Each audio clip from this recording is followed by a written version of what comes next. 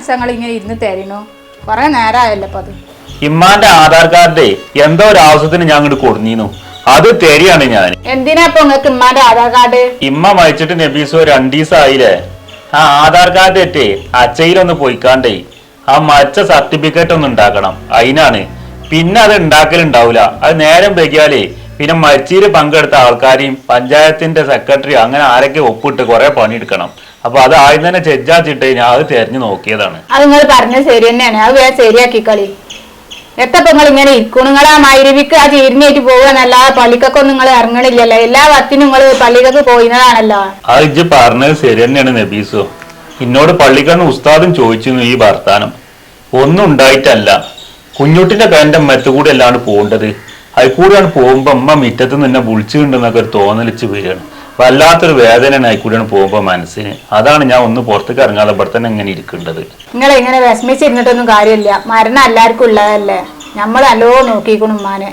നിങ്ങൾ കുളിച്ചുകാണി നിസ്കരിച്ചാൽ പള്ളിക്കകട് പോയിക്കോളി. അല്ല ഐശുമ്മ, ഇമ്മ മരിച്ചിട്ട് 2 ദിവസമായിട്ടുള്ളൂ. അപ്പൊ ഇത് കണക്കും കജ്ജൊക്കെ ചോദിച്ചല്ലോ തുടങ്ങിയോ?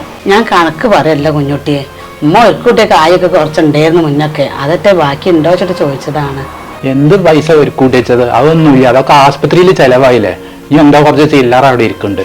പിന്നെ ഇപ്പൊ വാപ്പാന്റെ മുതൽ ഒരു വെച്ചപ്പോ ഉമ്മാന്റെ മുതൽ അതിന്റെ കൂടെ ഒരു വെച്ചില്ലേ. അന്ന് അതിന്റെ മൂപ്പോരി എനിക്ക് തന്നേക്കണു. കാക്കാന്റെ വഴിയും കൂടി അന്ന് എനിക്ക് തന്നതാണ്. പിന്നെ ഇനി ഇവിടെ എന്തുണ്ട് വെച്ചിട്ടാ കാത്തുക്കുണ്ട്?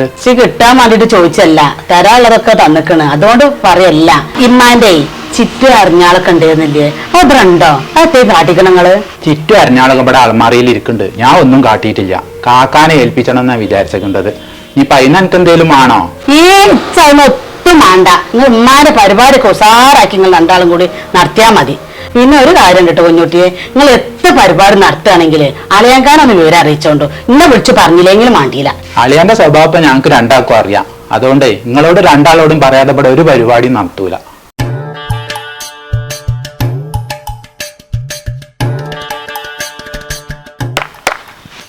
കുഞ്ഞാൻ, ഇന്നെ ചുയിപ്പാക്കാൻ വേണ്ടിട്ട് ഞാൻ പാലുണ്ടാക്കി കൊടുക്കല്ല സുക്കൂറെ. ഞാനേ പോക്കരാജിന്റെ പീടിക്കേ നേരം പോയിട്ടുണ്ടെങ്കിൽ ഇപ്പൊ എന്നെ ചീത്ത അറിയും ചെയ്യും. തിണ്ടുമ്പോ മനസ്സിനെ ചുയിപ്പാക്കാൻ വേണ്ടി ഓക്കെ പാല് കേട് കിട്ടാം. എത്തിപ്പോ എനിക്ക് പറയാനുള്ളത് അതെ, പാലാണെങ്കിലേ കേടരുള്ളൂ. ഇതില് ഫുള്ള് വള്ളല്ലേ, വള്ളം കേടരില്ല. ഞങ്ങൾ പാലില് വെള്ളം ചേർക്കണമെന്ന് എല്ലാരും വിചാരം. പക്ഷെ ഞങ്ങളെ പാല് എല്ലാവർക്കും വേണേനു. ഇജിപ്പോ എന്തിനാ എന്നെ വിളിച്ച് കാര്യം പറയാം? അല്ല, ഇജിന്ന് മരുവക്ക് പള്ളിയൊക്കെ ഇല്ലേ, ഇജുള്ളതാണ് എനിക്കൊരു സമാധാനം. എങ്ങനെ ഈ ചീരിഞ്ഞൊടുക്കലുണ്ടല്ലോ എന്നെ തീരണന്നാവും. ഇന്നിജ് വാട്ടോ. എന്റെ വല്യ മരിച്ചതിനേ മരുവ് ഒറ്റൊന്നും ഒഴിവായിട്ടില്ല. ചീരിഞ്ഞ് 14 വരെ ഉണ്ടാവൂലേ. വല്യമ്മ മരിച്ചന്നേ മരുവക്ക് തുടങ്ങിയതാണ് ഈ ചീരിഞ്ഞും ചായറ്റ് ഇങ്ങനെ നടക്കല്. ഇപ്പൊ ആണെങ്കിൽ അസറാൻ കൊടുത്താൽ തുടങ്ങും. സുക്കൂർ അജോടെ അത് വെട്ടിയ ചായ ആയോ അങ്ങോട്ടും ഇങ്ങോട്ടും ഇറങ്ങാണ്ട് ചീപ്പാക്കല്. ഒരു ഭാഗത്തേക്ക് നീങ്ങാൻ പറ്റണില്ല. ചങ്ങായി ഇടങ്ങേറായിക്കണു. എത്ര ദിവസം ഉണ്ടാവും? ഒരു 50 ദിവസമൊക്കെ ഉണ്ടാവോ? ആ മുക്കൂർ എന്നോട് പറഞ്ഞു 1 മാസമൊക്കെ ഉണ്ടാവും എന്നാണ്. അയാളാണെങ്കിൽ ഇപ്പൊ പറയാണ് വല്യം മരിച്ചിട്ടെങ്കിൽ ഇപ്പൊ പള്ളിക്കന്ന് കാണാൻ പറ്റില്ലോന്ന്. അത് കളിയാക്കല് വേറെ. 50 ദിവസം ഒന്നും ഉണ്ടാവില്ല, 14 ദിവസം കയറിപ്പോയുണ്ടാവും. ആ ആളെ എന്നെ കളിയാക്കിയതാണ്. അയാളിന്റെ കളിയാക്കാണല്ലേ. അയാളൊന്ന് കാണട്ടെ ഞാന്. എന്റെ വല്യമ്മേ 94ാമത്തെ വയസ്സിലാണ് മരിച്ചത്. നമ്മളെ പഞ്ചായത്തിൽ തന്നെ ഏറ്റവും വയസ്സ് കൂടിയ ആളാണല്ലോ എന്റെ വല്യമ്മ. ഇപ്പൊ അതൊന്നും പറഞ്ഞിട്ട് കാര്യമില്ലല്ലോ. നമ്മൾ ഈ ചീരിഞ്ഞുണ്ടാക്കാണ് കുഞ്ഞോനെ ഇടങ്ങേറ്. അത് നിൽക്കാൻ വല്ല മാർഗമുണ്ട് എൻ്റെ അടുത്ത്? അതിപ്പോ നിർത്താൻ വേണ്ടി ദോർക്കൊന്നും ചെയ്യുന്നേട്ടാ. ഞാൻ അത് കണ്ടിട്ടാണ് പള്ളിക്കൊക്കെ തന്നെ വരുന്നത്. പിന്നെ നമ്മളെ പള്ളിക്കപ്പോൾ 1 കഴിഞ്ഞാൽ 3 എണ്ണം മരിച്ചു. അപ്പോൾ ഒരു 1.5 മാസം ചീരിഞ്ഞന്നെ ഉണ്ടാവും പരിപാടി. അങ്ങനെയാണ് സാധാരണ ഉണ്ടാവല്. അത് മാത്രമല്ല, ഇപ്പാണെങ്കിലേ എന്താ 14 40 വലിയ പരിപാടി ഉണ്ടാക്കാനുള്ള പരിപാടിയൊക്കെ ഉണ്ട്. എന്നോട് ഒരു ബൈക്ക് വെച്ച് തിരിയരുത് നടക്കണു. ഇപ്പൊ ഇടങ്ങേറായിക്കണു വല്യമ്മ മരിച്ചത് കൊണ്ട് തന്നെ. ഇപ്പൊ ഇങ്ങനെ തോന്നാ വല്യമ്മക്ക് ദീർഘായുസ് കിട്ടാൻ വേണ്ടി തോരനാ മതിയെന്ന്. എൻ്റെ ഉപ്പാക്ക് ആ ടെൻഷനൊക്കെ ഉണ്ടാവും. ഇപ്പാൻ്റെ അമ്മല്ലേ, എനിക്കതൊന്നും ഉണ്ടാവില്ല. ഇപ്പാക്ക് ഭയങ്കര ടെൻഷൻ തന്നെയാണ് കുഞ്ഞോനെ. പിന്നെ വല്യമ്മ എന്നോ മരിച്ചിട്ട് തന്നെയാണ്. ഇത്രയും കാലം ജീവിച്ചില്ലേ. പിന്നെ എനിക്കും ചെറിയ ടെൻഷനൊക്കെ ഉണ്ട്. എപ്പോഴെങ്കിലൊക്കെ പോകുമ്പോൾ മുട്ടായിക്ക് ഒരു 10 രൂപയൊക്കെ തരലുണ്ട്. ഇനിയിപ്പോൾ അതും കിട്ടൂല. എൻ്റെ വല്യമ്മ മരിച്ചപ്പോ ചീരിഞ്ഞു കൊടുക്കാനൊക്കെ സജീവമായിട്ടുണ്ടായിട്ടുണ്ട് കേട്ടോ. എൻ്റെ വല്യമ്മ ഇപ്പൊ പ്രായമായിട്ട് നിൽക്കുന്നുണ്ട്. അതങ്ങനെ മരിച്ചാണെങ്കിൽ ഇത് സജീവമായിട്ടുണ്ടാവണം കേട്ടോ. ഇങ്ങോട്ട് വരാൻ കൂടിയിട്ടില്ല. ഞാൻ ഒന്ന് കുടിക്ക് പോവാണ്. അപ്പൊ കാക്കാനെ കണ്ടിട്ടൊന്ന് പോവാച്ചിട്ടാണ്. ഞാനും ഇങ്ങനെ വിചാരിച്ചിനു ഇജ്ജ് എന്തേ ഇങ്ങോട്ട് കടക്കായിനോന്ന്. കാക്ക അത് അവിടെ കുളിച്ചണു. പള്ളിക്ക് പോവാന് എനിക്കിപ്പൊ ഇന്ന് പോണം ഇമ്മാന്റെ പരിപാടിയൊക്കെ ഒന്ന് കഴിഞ്ഞിട്ട് പോയാ പോരെ. പോവാതിരിക്കാൻ പറ്റൂലാത്ത ഇപ്പൊ തന്നെ 3 ദിവസമായില്ലേ മരുക്കളൊക്കെ എത്തേ കാട്ടിയാവാം നാക്കാലികളൊക്കെ ഉള്ളതല്ലേ അവിടെ. നാളെ പിന്നെ ഇങ്ങോട്ട് തന്നെ വരാനുള്ളതല്ലേ, ഇന്നൊന്ന് പോയാണ്ട് എത്തിച്ചിട്ട് പോവാണ്.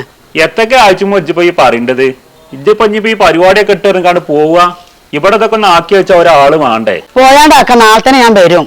എത്തൊക്കെ കാട്ടിയാവാം കുട്ടിയാള്. അലയാക്കാണെങ്കിൽ അവിടെ ഒച്ച വിളി ഉണ്ടാക്കുന്നുണ്ടാവും. എത്താ പോവാനവിടെ ഒച്ചമുളി ഉണ്ടാക്കാന്? ഇമ്മ മരിച്ചിട്ട് ഇപ്പൊ 2 ദിവസമായിട്ടുള്ളൂ. ഉമ്മാക്കൊരു പെണ്ണായിട്ട് ഇജ്ജന്നുള്ളൂ. ഇജ്ജിപ്പോ തന്നെ പോയാൽ എങ്ങനെ ഇവിടുത്തെ കാര്യങ്ങളൊക്കെ എങ്ങനെ നടക്കുക? ആനാക്ക കുഞ്ഞുട്ടിയും ഖദീജയും പറഞ്ഞത് പോണ്ടാന്ന്. ഒരു നിവൃത്തില്ലായിട്ട് പോവാണ് ഞാൻ ഇപ്പൊ. എന്നാ പിന്നെ ഇജ്ജ് പോവാണെങ്കിൽ പോയിക്കോ. നാളെ രാവിലെ തന്നെ ഇങ്ങോട്ട് പോന്നാണ്ടി.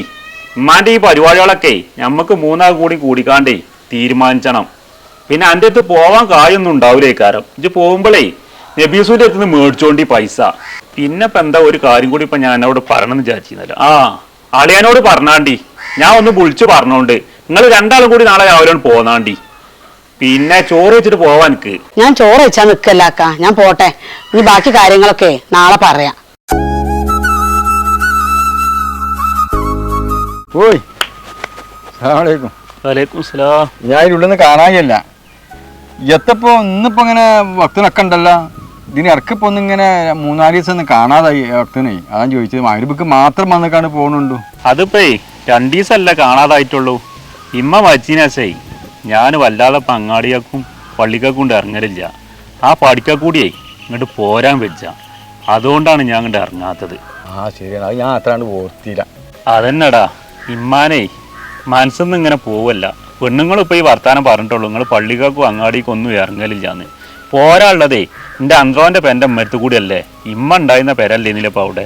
ഇമ്മ എന്നെ കൊലയുമെന്ന് വിളിച്ചു കൊണ്ടൊരു തോന്നൽ മനസ്സിക്ക് ഇങ്ങനെ വരികയാണ്. അപ്പോൾ ഒരു വല്ലാത്തൊരു വിഷമം. അതാ ഞാൻ പുറത്തേക്കൊന്നും ഇങ്ങനെ ഇറങ്ങാതെ പെരയിൽ തന്നെ ഇരിക്കുന്നത് വരെ. 3 ദിവസം ഉള്ളല്ലോ ഇപ്പം നമ്മളാ കണക്ക്. പിന്നെ ഞങ്ങൾക്ക് ഇങ്ങനെ ഒരു വർത്താനുണ്ട്. കാരണം നിങ്ങളും ഉമ്മയായിട്ടുള്ള ആ ബന്ധം. കാരണം ഇപ്പം നിങ്ങൾക്ക് ഇപ്പോൾ 17 വയസ്സായി, ഉമ്മാക്ക് 95 വയസ്സ് വയ്ക്കണം. ഇന്നാലും ഉമ്മയും മോനും കൊള്ള ആ വർത്താനം അങ്ങനെ നാട്ടുകാരുടെ ചർച്ചയാണ്. ഇപ്പോഴും ഭയങ്കര ചെറിയ കുട്ടികളെ വർത്താനം പറഞ്ഞ പോലെ ഇന്ന് വർത്താനം പറഞ്ഞ ചേറ്റമ്പണി ഇരുന്ന് വർത്താനം പറഞ്ഞൊക്കെ ഞാൻ കാണുന്നുണ്ട്. അത് വലിയൊരു അനുഗ്രഹം കേട്ടോ. പക്ഷേ അത് നിങ്ങൾക്ക് അള്ള അനുഗ്രഹിച്ചെന്ന്, അതുകൊണ്ട് ഞങ്ങൾക്ക് ആ മനസ്സിൽ നിന്ന് പോകാത്തത്.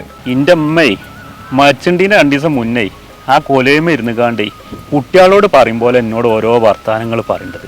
എന്നോട് കുറച്ച് സ്നേഹം കൂടുതലായിരുന്നു ഉമ്മാക്ക്. ഇനിയിപ്പോൾ മറ്റവരോട് സ്നേഹം ഇല്ലായിട്ടൊന്നും അല്ല. ഉമ്മാൻ്റെ മൂത്ത കുട്ടി ഞാനായിരുന്നല്ലോ. എന്നിട്ടും കൂടി ഇന്നങ്ങനെ തൊട്ടുഞ്ഞിക്കാണ്ട് എന്നോട് പറഞ്ഞു ഉമ്മാൻ്റെ കുട്ടി വല്ലാതെ ബെലിഞ്ഞക്കൂണല്ലോ, തിന്നലൊന്നും ഇല്ലേന്ന്. 17 വയസ്സ് ഇച്ചായി ഇമ്മ എന്നോടാണ് ഇപ്പോഴും ആ ചോദ്യം ചോദിച്ചിട്ടുണ്ട്. ആ ഒരു ചോദ്യമൊക്കെ കേൾക്കുമ്പോഴേ മനസ്സിൽ നിന്ന് ഉമ്മാൻ്റെ ആ ഒരു വേദന ഉണ്ടല്ലോ പോണില്ല മമ്മൂട്ടി. ഇനിയിപ്പോഴേ അതൊന്നും പറഞ്ഞിട്ട് കാര്യമില്ല. എന്നാലും വലിയ അഹമ്മത്തല്ലേ. 95 വയസ്സ് വരെ വലിയൊരു കേടുപാടൊന്നും ഇല്ലാതെ ജീവിച്ചില്ലേ. അതന്നെയാണ്. അതിന് അൽഹംദുലില്ലാ എന്ന് പറഞ്ഞു. നമ്മൾക്കിപ്പോൾ എത്ര എങ്ങനെയൊക്കെ ഒന്നും പറയാൻ പറ്റില്ല. പക്ഷെ നല്ലതൊക്കെ മേടിപ്പിച്ച് തരട്ടെ.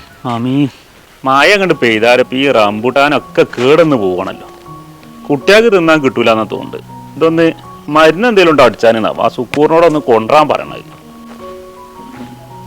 കാക്കാ കുഞ്ഞുട്ടി അജ്ജോ, ഞാൻ ഈ റംബൂട്ടാനൊക്കെ കൊയിഞ്ഞാടി പോകുന്നുണ്ട്. അപ്പം അതിൻ്റെ ഒരു വർത്താനം പറഞ്ഞാണ്ട് ഇങ്ങനെ ഒറ്റക്ക് പറയാണ്. ഇങ്ങോട്ട് കയറിക്കൗത്തേക്ക് ഇങ്ങോട്ട് വാ.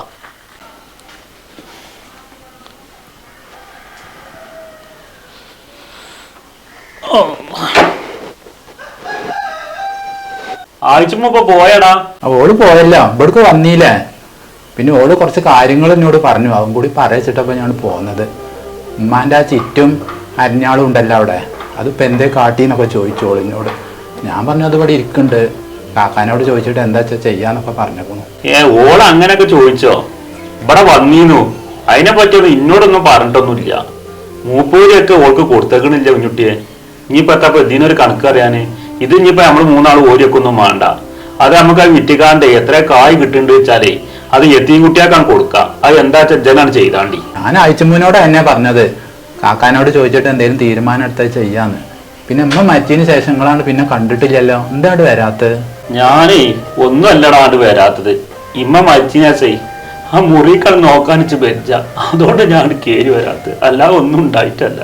എനിക്കും ഉണ്ടാകും മുറികൾ നോക്കുമ്പോ സങ്കടമൊക്കെ. പിന്നെ നിങ്ങളെ വരുമ്പോ ഒരു ആശ്വാസം ഉണ്ടാവുമല്ലോ വെച്ചിട്ടാണ്. അപ്പൊ നിങ്ങളൊന്നും ആരും തീരാണ്ട് വരുന്നുമില്ല.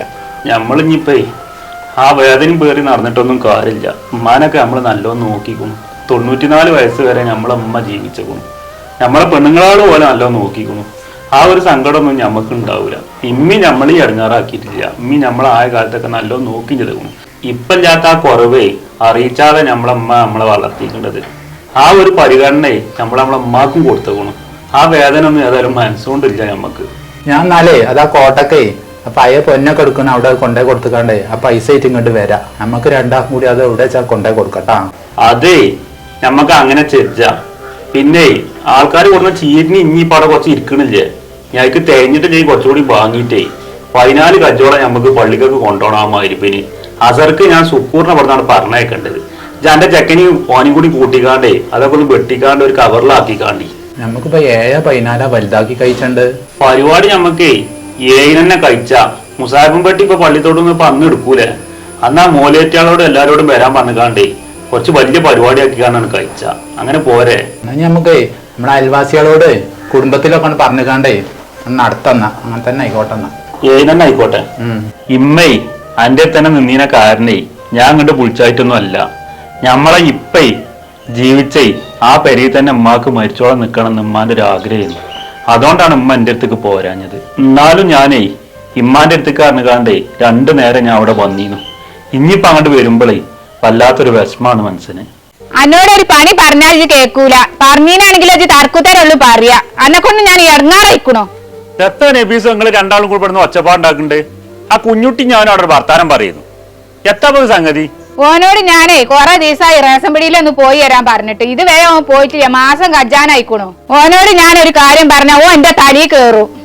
പിന്നെ ഓനോടല്ലാതെ ആരോടാ ഇവിടുത്തെ കാര്യങ്ങൾ പറയാന്? ഇമ്മ എപ്പോഴും ഇങ്ങനെ തന്നെയാണ്. ഇപ്പ ഒരു സമാധാനം മനസ്സിന് തരൂല. ഒന്ന് ആണ്ട് പോകുമ്പോത്തിന് പുളി കൊടുക്കും. ഇങ്ങോട്ട് ആണ്ട് പോകണ്ട ഇങ്ങോട്ട് പോകണ്ട അറിഞ്ഞാണ്ട് റേഷൻ പീടിക്കാരനെ കാണ്ട് തക്കണം. ഞാൻ പോയിക്കൊണ്ട് തള്ളാര് അങ്ങനെ ഓരോന്ന് പറയും സുക്കൂറെ. അതിനൊക്കെ ആണ്ട് ചാടി കളിച്ചല്ല ചെജ്ജേണ്ടത്. അതൊക്കെ ഒന്ന് കേക്കാണ് വേണ്ടത്. ഇതൊന്നും ഇല്ലാതായി വെക്കണം. തള്ളാറില്ലെങ്കിൽ നിങ്ങൾക്ക് അതിന്റെ വേദന മനസ്സിലാവുള്ളൂ. ഇന്റെ 70ാമത്തെ വയസ്സിലാണ് എന്റെ അമ്മ അപ്പ മരിച്ചത്. എന്റെ അമ്മ മരിച്ചതിനേസേ ഞാൻ ശരിക്കും ഒന്ന് കിടന്നുറങ്ങിയിട്ടില്ല. ഓരോ കാര്യങ്ങൾ ആലോചിച്ച് നൊലോളിച്ചാത്ത ഒരു ദിവസം ഉണ്ടായിട്ടില്ല. ഞാൻ എന്റെ അമ്മമാരോടൊന്ന് ചോദിച്ചു നോക്കോണ്ടി. ഇമ്മ ഉണ്ടാവുമ്പോ നിങ്ങൾക്കൊന്നും ഉമ്മാന്റെ വില അറിയില്ല. ഇമ്മ ഇല്ലാതായി നോക്കണം. അങ്ങനത്തെ ഒന്നും ഗതി പഠിച്ചോ ഞമ്മക്കൊന്നും തരാതിരിക്കട്ടെ. ഇമ്മ ജീവിച്ചിരിക്കുമ്പോ തന്നെ ഞമ്മളെ മക്കള് മരിച്ചാണ് നല്ലതെന്നാണ് എനിക്ക് തോന്നുന്നത്. നമ്മളിനി എന്ത് കാര്യം ചെജ്ജാണെങ്കിലേ നമ്മളമ്മ ജീവിച്ചിരിക്കുമ്പോ ചെജ്ജണം. ഇമ്മ ജീവിച്ചിരിക്കാത്തുമ്പോ ചെയ്യുമ്പോഴേ നമ്മളൊരു 3 വട്ടം ആലോചിക്കണം. കാരണം നമ്മളമ്മാന്റെ ദോയ ഞമ്മക്ക് ഉണ്ടാവില്ല. ഇന്റെ അമ്മയെ ഇച്ചിപ്പോ 70 വയസ്സായി. 94ാമത്തെ വയസ്സിലും ഇമ്മ നിസ്കാരം കഴിഞ്ഞിക്കാണ്ടേ എന്റെ മക്കൾക്ക് ദീർഘായുസ് കൊടുക്കണേ കാരണം ദ്വാരുന്നു. ആ ഒരു ഉമ്മയെന്നു എന്റെ അമ്മ. അതുകൊണ്ടേ ഇമ്മാരോട് എന്ത് പറയുമ്പോഴേ ഒന്ന് 3 വട്ടം ആലോചിച്ചിട്ട് ചെജ്ജണം സുക്കൂറെ. പൊന്നാര മക്കളെ, നിങ്ങളോട് പറയാനുള്ളതേ നമ്മൾ ഉമ്മ ജീവിച്ചിരിക്കുമ്പോഴേ ഇമ്മാനെ നല്ലോ നോക്കണം കേട്ടോ. ചേന്നുള്ളൊരു വാക്ക് പോലെ നമ്മളമ്മമാരോട് നമ്മൾ പറയരുത് കേട്ടോ. നമ്മളമ്മ ജീവിച്ചിരിക്കുമ്പോഴേ ഞമ്മക്ക് ഈ ദുനിയാവ് സ്വർഗേക്കാരം. നമ്മളമ്മ മരിച്ചാലേ എന്ത് കാര്യം ചെയ്യണമെങ്കിലേ നമ്മൾ 3 വട്ടം ആലോചിക്കണം. കാരണം ഓല പ്രാർത്ഥനയെ നമുക്ക് ഇല്ലാതാകുന്നുണ്ട്. ആ ഒരു ചിന്ത നമ്മളെ മനസ്സിൽ എന്നും വേണം. അപ്പൊ ഇമ്മ എന്നുള്ള ആ 2 അക്ഷരം ഉണ്ടല്ലോ, സ്നേഹത്തിന്റെ നിറകൂടാണ് കേട്ടോ. അപ്പൊ അതുകൊണ്ട് ഇമ്മാന്റെ കാലിന്റെ അടിയിലാണ് സ്വർഗം എന്നേ നമ്മളെ മുത്തുനബി നമ്മളെ പറഞ്ഞു തന്നു. അതുപോലെ നമ്മളെ ഉമ്മാനെ നല്ല സ്നേഹിച്ച് നല്ല ബഹുമാനിച്ച് മുന്നോട്ട് പോകാൻ പഠിച്ചോ നമുക്കൊക്കെ തൗഫീക്ക് നൽകട്ടെ.